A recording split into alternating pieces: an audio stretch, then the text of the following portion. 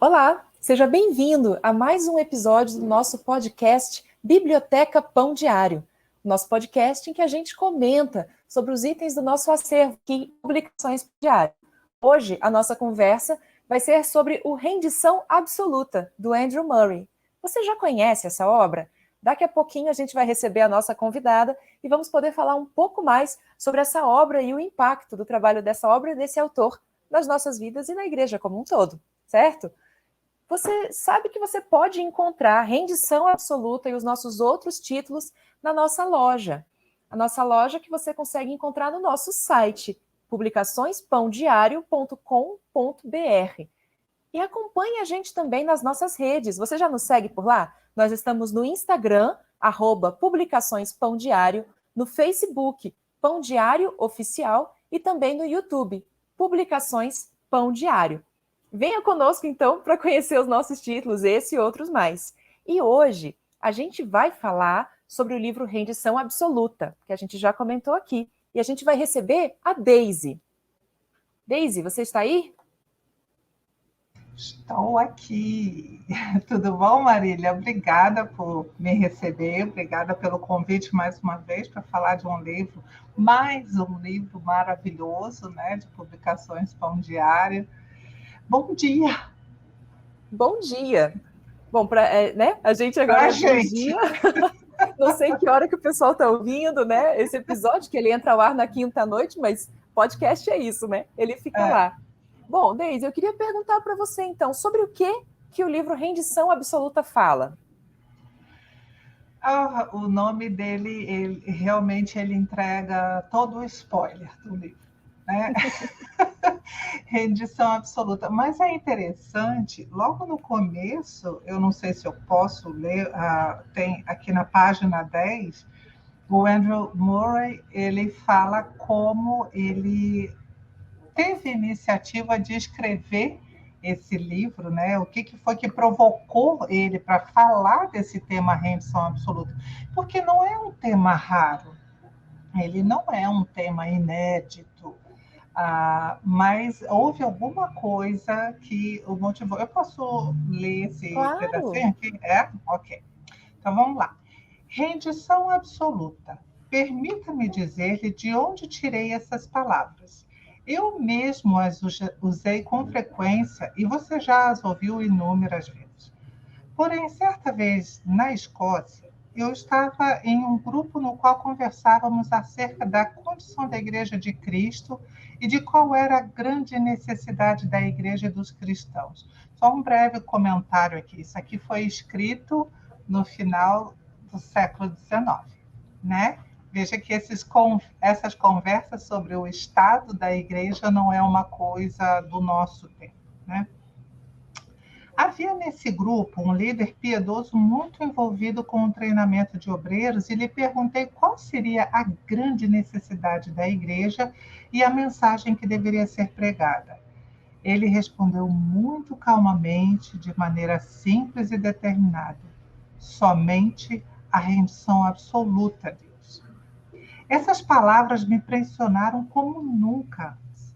Então, aquele homem começou a contar que percebia que, se os obreiros com quem ele tinha de lidar fossem saudáveis nesse ponto, ainda que defasados talvez em termos de treinamento, né? Talvez seja isso que ele está querendo dizer aqui.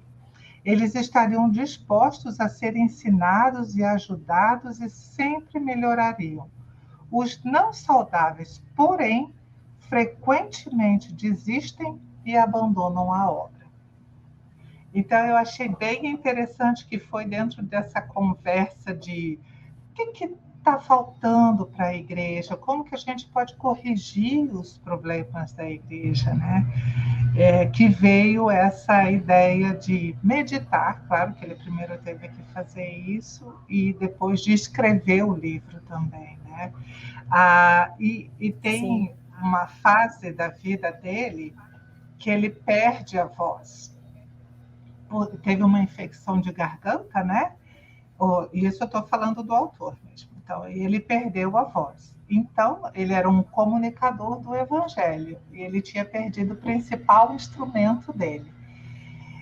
Mas diz que esse foi o tempo de silêncio dele, que foi justamente que o levou para essa câmara da rendição absoluta, de Que bacana. entender que ele precisava, ele estava vivendo uma dificuldade inesperada, bem grande, e aí ele teve que entender, eu preciso render coisas a Deus também.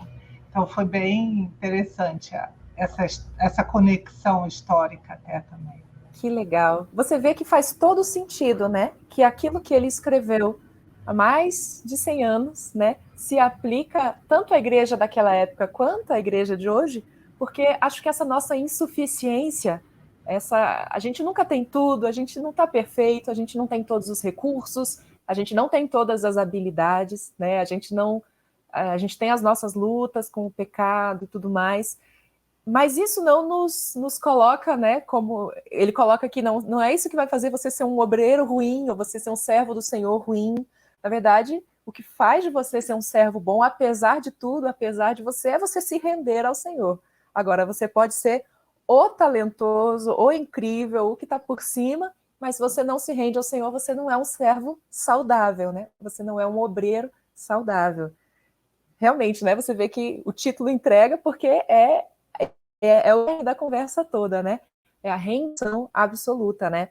Eu gostei muito também, eu até marquei esse trecho que você leu para a gente também, eu achei curioso, né? Esse primeiro capítulo, esse livro, ele tem 9, né? Cada um dele vai trazer cada um deles traz um desses temas dentro da rendição absoluta, e o primeiro vai explicar, né, o que seria essa rendição absoluta, e aí ele comenta que a rendição absoluta, na verdade, ela tem muito a ver com esse Deus que é o contrário de todas essas nossas ausências, né? Ele que é completo, ele que é perfeito, e que até mesmo a nossa rendição, ela o que a gente tem a oferecer é muito pouco, mas esse pouco a gente entrega integralmente para ele, né?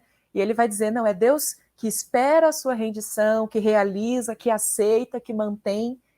Em todas essas etapas da nossa rendição, que deve ser absoluta, a gente depende de Deus, né? E a gente depende de Deus para que Ele opere tudo isso, né?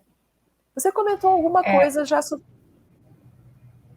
Ele chega a dizer, né? Não fique planejando se render a Deus, porque pelas suas forças você não vai conseguir. Então é esse caminho aí que ele propõe, que você falou, né? Que ele propõe. Dependa de Deus até para poder se render a Deus, porque vai ter áreas da vida da gente que a gente vai querer reter, às vezes até por medo de sofrer, porque para Deus arrancar algumas ervas daninhas que a gente ainda mantém dentro de nós, claro que vai haver um processo de dor, de perda, e a gente, naturalmente, a gente não quer se dispor a esse tipo de tratamento de Deus. Por isso ele fala tanto dessa questão de ser de ser dependente de Deus até para isso. E é Sim. interessante, né, Marília, porque não é só rendição, é absoluta. Qual é a Né? É diferença? O total. que você acha que a gente pode pensar? O que tem esse aspecto do absoluto? Como que a gente pode ser um cristão absolutamente rendido ao Senhor? Agora eu vou dar uma de Paulo aqui. Não que eu já saiba de tudo, mas aquilo que eu já aprendi, o que a gente aprende com esses irmãos, a gente pode compartilhar. É justamente isso, porque até ele mais para frente ele comenta a respeito de Romanos 7, né? Que você tem a vontade de fazer o bem, de fazer o certo, mas dentro de você há uma batalha que te empurra para fazer o errado. E essa é uma batalha bastante difícil. Então, quando a gente fala de se render absolutamente a Deus, a ideia é não reter áreas e entender os seus próprios fracassos, porque às vezes até nos próprios fracassos é que Deus vai trabalhar, ele vai trazer à luz, olha, isso daqui, ó, é o que eu preciso mudar em você. pode não ser um pecado, mas um defeito seu que Deus precisa transformar, inclusive para mudar o ambiente ao teu redor, né? Ah, eu gosto muito de me colocar como exemplo bom ou ruim, né? E a maior parte das vezes eu gosto de me colocar como aquele exemplo ruim. É Exatamente. porque a gente se Porque identifica, né? porque a gente é humano, né? Então, eu muitas vezes, por querer tanto ajudar, eu acabo atrapalhando e interferindo onde eu não deveria interferir. E isso, por exemplo, é um defeito que Deus tem me mostrado ultimamente. Se afasta, deixa a pessoa fazer, e inclusive, se ela precisar, deixa ela errar, porque eu também preciso tratar com ela. Entende? Então, digamos, isso não é um pecado, mas isso é um defeito. E quantos defeitos a gente tem da nossa própria natureza humana? E está vendo como vai além de pecado? A gente não pode Sim. ser aquele cristão Gabriela. É aquela pessoa que normalmente é emburrada, ela sou assim, nasci assim, você sempre assim, Gabriela. Os mais antigos que conhecem esse clássico, né, da MPB brasileira já está lá, Sim. né? Mas a gente não pode ser esse tipo de cristão. Então, os defeitos que a gente tem, a gente também tem que render absolutamente a Deus e dizer: Deus, como é que eu posso ser mais parecido com Jesus, né? Que legal. Você vê que é uma questão toda sobre essa obra do Senhor ao longo da vida do cristão, né? Ela extrapola você entregar a sua vida a Deus, ela extrapola você tomar uma decisão, enfim, diz respeito a você na segunda de manhã, né? Você se lembrar que você tem que entregar traços da tua personalidade, né?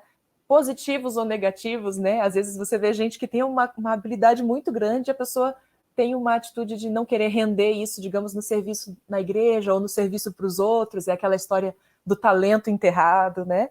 Mas também aspectos não tão bacanas da personalidade, defeitos mesmo, algumas falhas, às vezes estilos, umas coisas que não são traços negativos de caráter, por exemplo, não é um... Mas às vezes um jeito da pessoa que em algum momento, em alguma relação, o Senhor pede, né? Não seja assim, ou segura um pouco. Acho que a gente pode até pensar isso no que diz respeito a recursos, né? A minha casa, o Senhor nos chama a sermos hospitaleiros, né? Então, aquilo que eu tenho, aquilo que eu sou, as pessoas da minha família, né? A gente pensa muito aquele quase um estereótipo, né? O cristão que ama o Senhor, mas não quer que o filho vá para a obra, né? Não quer que o filho seja missionário, ou pastor, ou o que quer que seja, né? Porque a gente quer reter, quando na verdade o Senhor nos chama a entregar tudo, porque Ele entregou tudo por nós, né? Então é nesse sentido, então, esse absoluta, né? O Senhor nos quer por inteiro, não é? Tem outra questão que ele coloca também, que é essa questão do amor, né? E a rendição absoluta, ela só pode acontecer nesse contexto de, em primeiro lugar, amor a Deus de todo o coração, de toda a alma, de toda a força, de todo o entendimento, e ao próximo como a mim mesmo. Porque qualquer outra motivação, desculpa pelo barulhinho aqui do computador, não sei se pegou, mas qualquer outra motivação que possa existir no sentido, sabe aquela rendição absoluta porque eu quero ser o fariseu que acusa os erros e os pecados dos outros? Tem gente que é assim. Ele quer ser mais santo porque ele quer se pôr num patamar de juiz. E não é. A rendição absoluta é justamente para me abaixar, me colocar no mesmo nível de todo mundo e entender que, da mesma forma como eu erro, como eu peco, como eu tenho os meus defeitos, as outras pessoas também têm os delas. E aí eu exercer essa paciência, essa unidade que hoje em dia, vamos lá, né? Nós podemos falar bem de igreja, né, Marília? como duas cristãs, não só frequentadoras de igreja, mas também participantes de ministérios, nós estamos vivendo num tempo. Sempre houve um certo denominacionalismo que meio que afastava os cristãos. E hoje, além disso, há ideologias e papos que não têm nada a ver com a nossa fé, que entraram dentro do ambiente da igreja e estão nos separando. E uma das coisas que ele fala é justamente a gente precisa de unidade. A igreja precisa. Então, é uma rendição individual, mas também ela tem que haver essa rendição da igreja como corpo de Cristo a Cristo. Senhor, me ajuda a amar quem pensa diferente de mim, naquilo que não é importante. Claro que a gente não vai ficar acalentando, né, acolhendo pecados, e nem, como que eu posso dizer? Bom, enfim, a gente não pode ficar acalentando pecados, mas, por outro lado, como é que eu vou tratar quando eu vir um irmão meu em pecado? Sim. Né? É com a mesma misericórdia que o Senhor Jesus, com a mesma honestidade e mansidão que ele, ou eu vou chegar como um juiz? Eu acho que essa colocação que você coloca é super, super adequada, super pertinente, porque a gente para refletir. Eu estou querendo ser como o Senhor Jesus, que era, a gente pode até dizer, intransigente em relação ao pecado, ele era firme, ele não se deixava levar até pelas influências sociais, né? Ele é duro com o jovem rico, por exemplo, que talvez pudesse ser um patrocinador do seu ministério, né? Ele é muito firme com ele, porque a prioridade dele é sempre o Senhor, né? Ele é firme com os mestres da lei, com os fariseus, mas ele acolhe aquela mulher que está ali para ser apedrejada, né? Então ele acolhe a mulher, mas ele em nenhum momento diz que ela não está em pecado. Então ele é intransigente com o pecado, ele é amoroso com todo aquele que busca, né? Com todo aquele pecador que o busca. Ou será que a gente está buscando uma postura religiosa que nos aproxime mais daquele fariseu que tira o dízimo da arruda do quintal, né? Que é ali no detalhe da letra, mas que não vive esse amor pelo Senhor e pelos irmãos, né? Realmente, o Senhor Deus nos chama para um caminho de amor, de humildade, né? E não de outra forma, né? Isso até me lembra o que a gente estava conversando um pouquinho antes, quando a gente fala sobre algumas características da vida do Andrew Murray, né? A gente hoje, como você muito bem colocou, a gente vive tempos de polarizações, de divisões, dentro da igreja, dentro das nossas famílias, né? E a gente é chamado, né, a viver em união, a conseguir superar essas questões, as nossas diferenças, por amor ao Senhor e por amor uns aos outros, né? E a vida do próprio Andrew Murray também era marcada por algumas... não era uma vida assim simplesinha, né? Ela tinha vários contrastes também, né? É interessante essa palavra que você usou aí, contraste, é exatamente isso, sabe? Ele era primeiro filho e depois ele mesmo pastor, né, da Igreja Reformada, primeiro escocesa, depois holandesa, enfim, e ele realmente se apaixonou pela teologia calvinista e tudo mais. Mas, como ele era um sul-africano e o ministério dele começa no país dele, e ele começa a ver sobrenaturais de Deus ocorrendo de várias formas. Ele era o que, teologicamente, se chama de um cessacionista, que é uma pessoa que crê que os dons ficaram lá para aquele tempo da igreja primitiva, porque eles eram necessários para lá. Mas ele foi surpreendido, né, por Deus, no sentido que Deus gosta de fazer, você criou uma caixinha, me colocou dentro, agora vamos sair da caixa. Exatamente. Eu vou te puxar daí para você perceber o que eu estou fazendo, não é só numa localidade, mas é no mundo, né? E quando ele mesmo experimenta essa cura do problema da garganta dele, então ele se torna cara, é muito estranho falar isso, mas um reformado avivacionista. E aí ele enfrenta dificuldades tanto com os reformados quanto com os avivacionistas. Ele está no meio deles dois ali, sendo rejeitado por um grupo, horas por um grupo, hora por outro, e ele tem que enfim, ele tem que se adequar ali, continuar pregando a mensagem dele, aquilo que ele está aprendendo com Deus de viver. Ele sai um pouco só do estudo teológico e ele vai para a vida, né? Então, você sabe que esses dias atrás infelizmente, esse tipo de coisa ainda existe. Eu ouvia um rapaz que eu chamo rapaz, né, gente, porque eu tenho 53 anos, então a pessoa tem 30 e poucos anos, para mim é jovem. Ufa! Muito obrigada. Para mim vocês são todos jovens. Então, é um pastor jovem americano, bastante influente, com argumentações muito boas e tudo mais, mas ele, assim, meio que menosprezando a experiência cristã à luz das Escrituras. Aí ele falou que a gente chama de dar um bypass, né? Como é que a gente diria isso em português? Dar um bypass. Enfim, o que ele está querendo dizer é, tipo, você está ultrapassando, não é ultrapassando,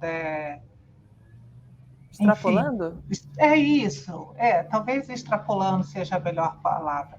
Você está extrapolando as escrituras e colocando a experiência no mesmo nível? Não, não, não. As escrituras vão estar sempre acima e as experiências têm que ser julgadas pelas escrituras. Mas as duas coisas caminham juntas. Escritura aqui, experiência aqui. E a experiência sempre sendo medida por isso. E é isso que o Andrew Murray conseguiu fazer de uma forma brilhante, porque ele equilibrou as duas coisas. Ele equilibrou o vasto conhecimento teológico que ele tinha com aquilo que ele viu Deus fazendo e experimentou Deus fazendo na vida dele. E é isso que a gente tem como cristão fazer também. Você vê que é uma baita lição, né? Para a gente, a partir da vida dessa pessoa, né? Desse autor Andrew Murray, a gente observa que realmente a gente não pode. Como é que eu vou dizer isso de uma forma?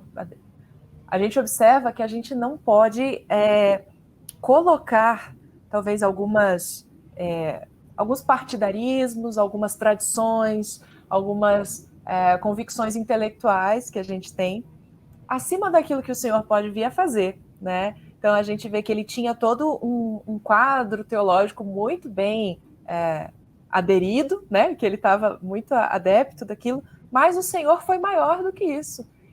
E ele teve essa humildade, né? De não fazer daquilo um partido, um time de futebol, alguma coisa que não se discute. Ele estava aberto ao agir do Senhor, né? Eu acho que essa tem que ser também, ainda mais em tempos de tantas cisões, em tempos de tantas discussões, às vezes tão sólidas, né? A gente precisa se lembrar que o que é realmente sólido é o Senhor, né?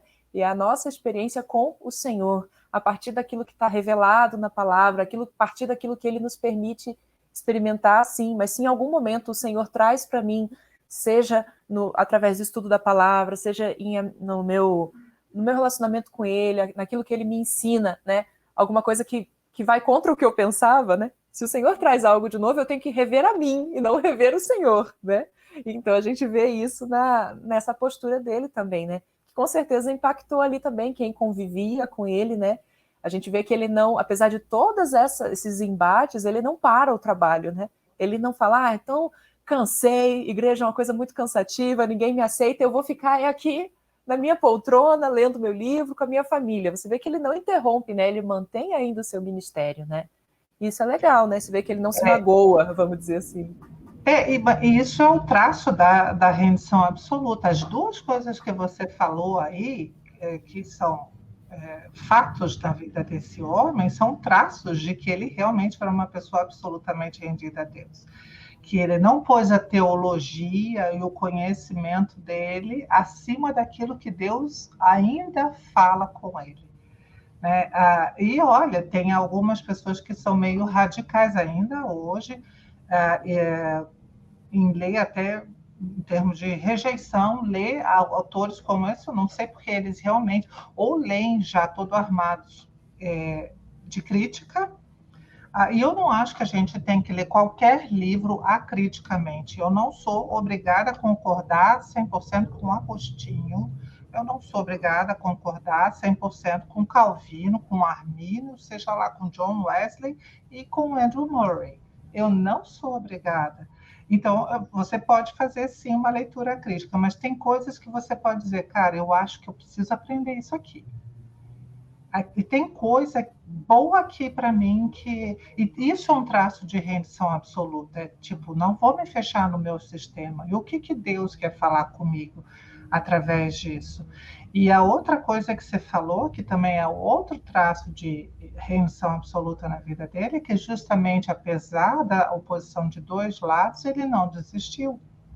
Ele entendeu que ele tinha que viver aquilo, que aquilo era parte do ministério para o qual Deus o chamou. Né? Então, Sim. E é muito fácil desistir, né, Marília? E hoje em dia o povo está desistindo mesmo. Hoje em dia o povo está desistindo mesmo. Eu não acho que se você não se adequou bem a um ambiente de igreja, você não possa procurar outro. Agora, quando você começa a ficar pingando de igreja em igreja, aí tem que perceber aonde que está o problema. E se Sim. Deus quiser falar alguma coisa comigo?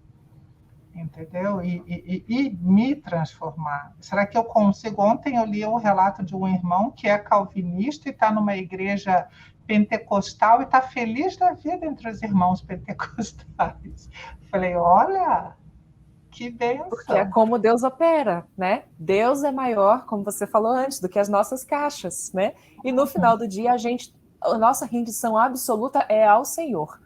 Não é a uma instituição, não é a uma Perfeito. teologia, não é a nossa própria reputação, né?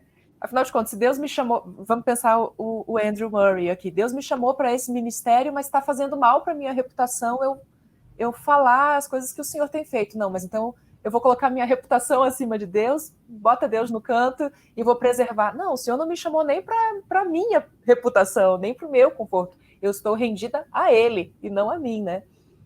E isso é bem legal da gente perceber nesse livro, né? E nessa biografia, né? Esse livro não é uma biografia, mas na biografia do autor a gente aprende também, né?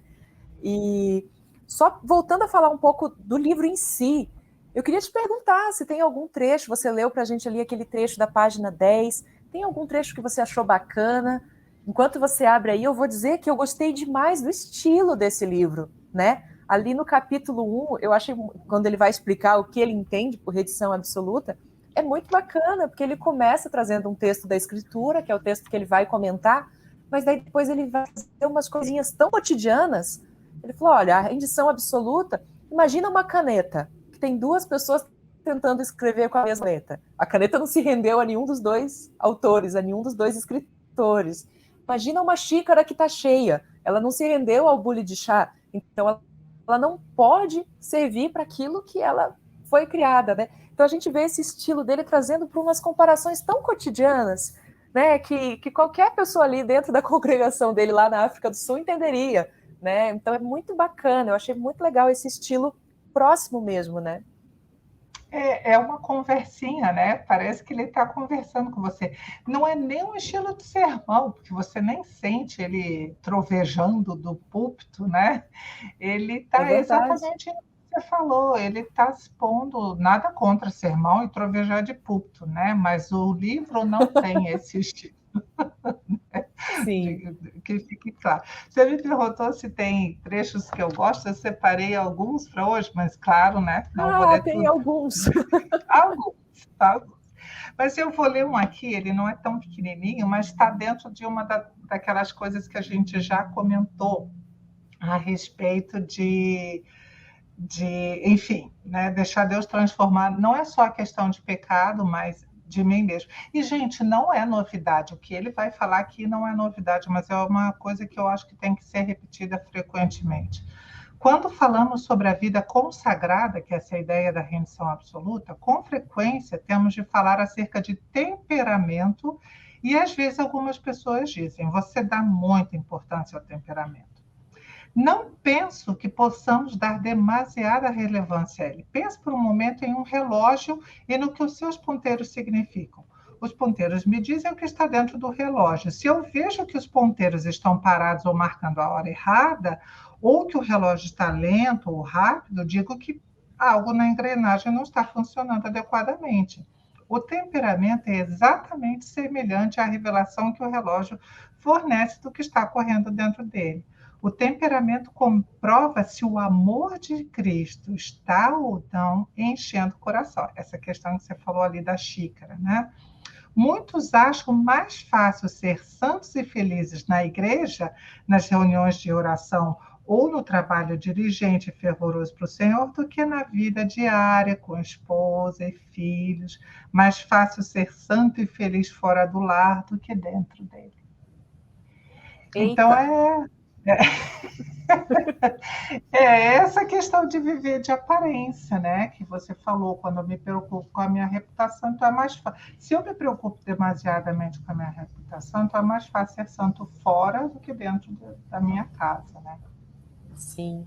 Olha, que interessante. A gente vê que a gente não para de voltar para diferentes visadas ou diferentes perspectivas dessa questão, dessa entrega, dessa consagração, essa rendição absoluta mesmo, né?